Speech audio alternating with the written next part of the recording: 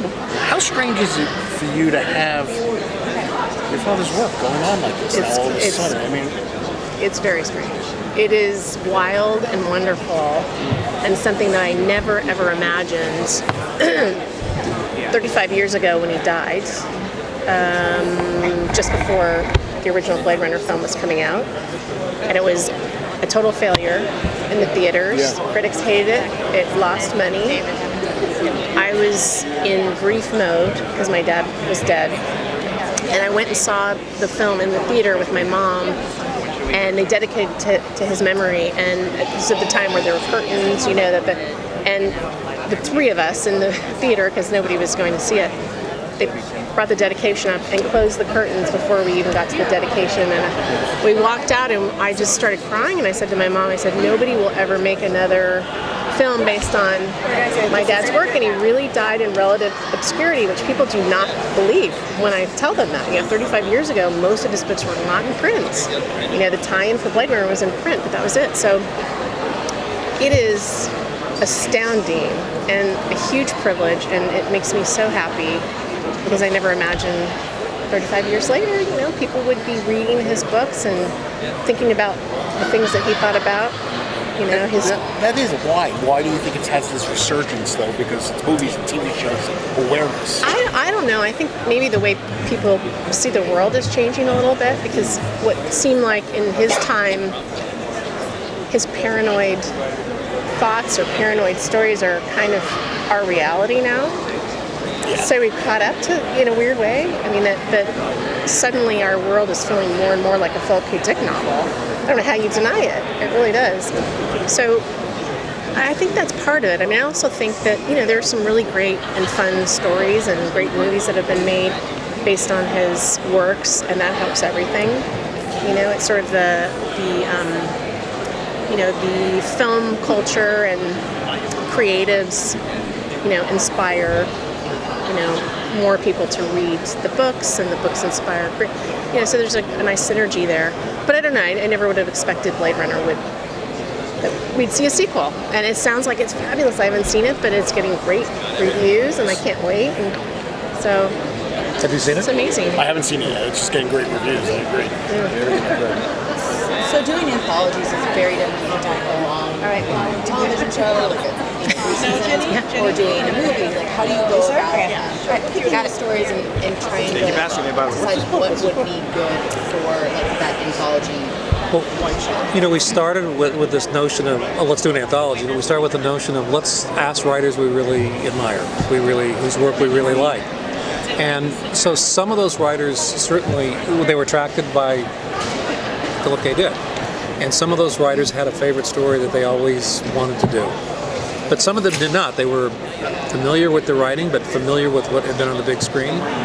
And they said, I'd really like to do this. I'm not sure. Can you send me some material? So we would we think about who they were and what their work was and what they might respond to. Or we asked them, what kind of themes would you be interested in? And we'd send them stories, and then they would respond to them. So some of it was kind of casting, a writer to a piece, and some of it was a writer had a story in tow. Ron Moore and I remember we were kind of arm wrestling over this one story that we wanted to do. Who was going to do it? It turned out neither one of us did. We gave it to somebody else, and Ron did another one, and I did another one. So, but I think the cool thing is that every writer who wrote one of these found something really personal. Their own obsession, their themes that I mean, they're very emotional stories, and I think that's what's really cool about it, is that they seem very personal. Is an anthology harder to sell to people these days? 5 years ago, yes. Now, because there's so many venues, I mean, whether it's streaming or whether it's cable, or and the audience is hungry for stuff. I mean, we were just talking a little bit ago that, in a way, streaming is a perfect place for an anthology, because I almost look at this, there's some novels that are collections of short stories, like Dubliners or Winesburg, Ohio. That's what our series is. It's a series of short films, chapters that I think are part of a whole, part of a bigger thing.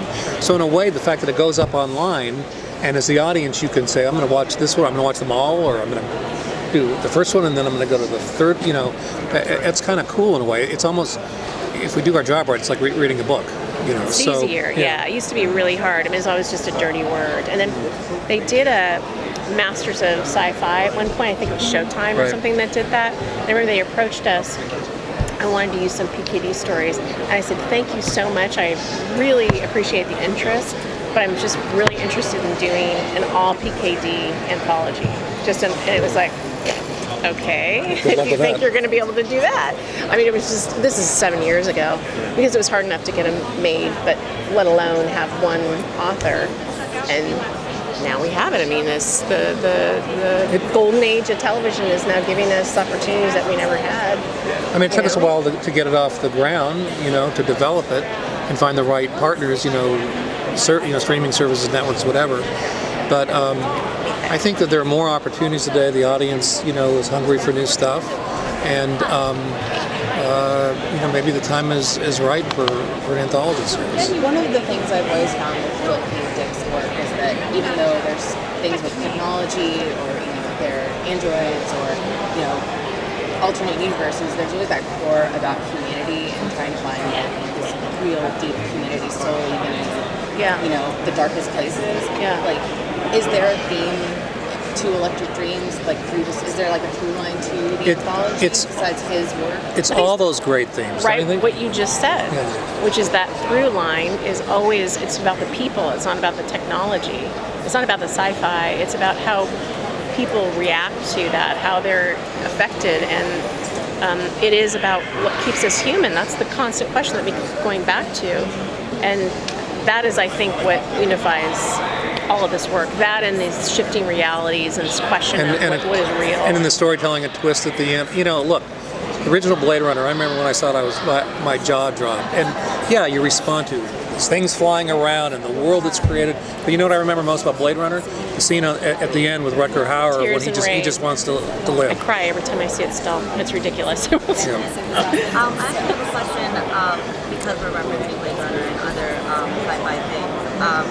I think that, is there anything outside of Dick work or the work that you're doing, like Black and the High Castle, is there anything else that's out right now, like in any form of media that you find is inspiring or can even compare to what you're doing, or do you feel like this is very special? That's tough.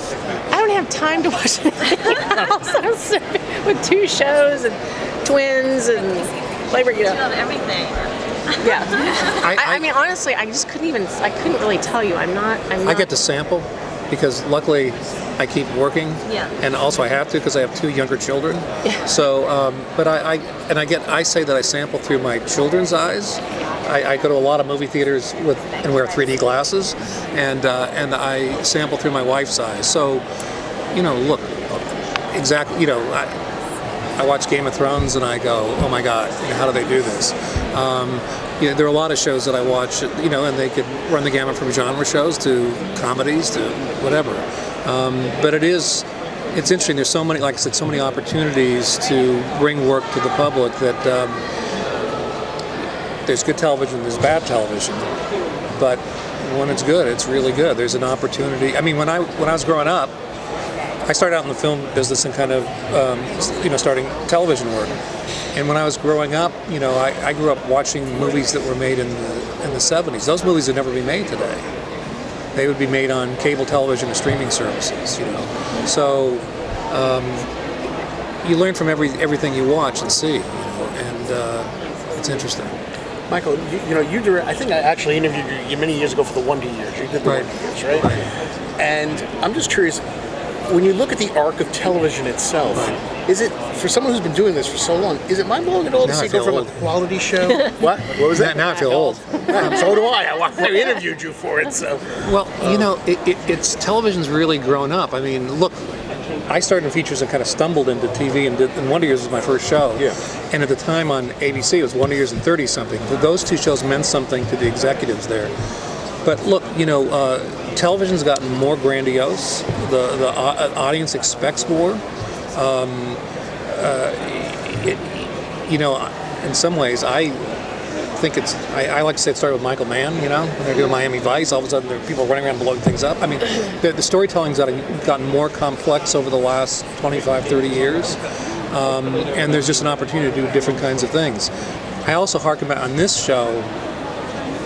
I've said it before. When I was a little kid, my parents didn't want me to watch The Twilight Zone, and I would kind of sneak around and watch it, And I just remember, every week wanting to see what are they going to do next. They're going to take me someplace and tell me something, and have a little twist at the end, and sometimes they're funny, and sometimes they're emotional, sometimes dark, and that's the cool thing about doing an anthology. That I think, So to me, it's. But yeah, there's more opportunities. There's you can do riskier material than used to be able to do, and especially now that there's cable and streaming services that you just don't have to do the crime of the week. And sometimes those shows are fantastic and they're done really well, but to do something that's more novelistic, where you arc out a story over a season or 6 seasons, or you do an anthology, that's very exciting, I think.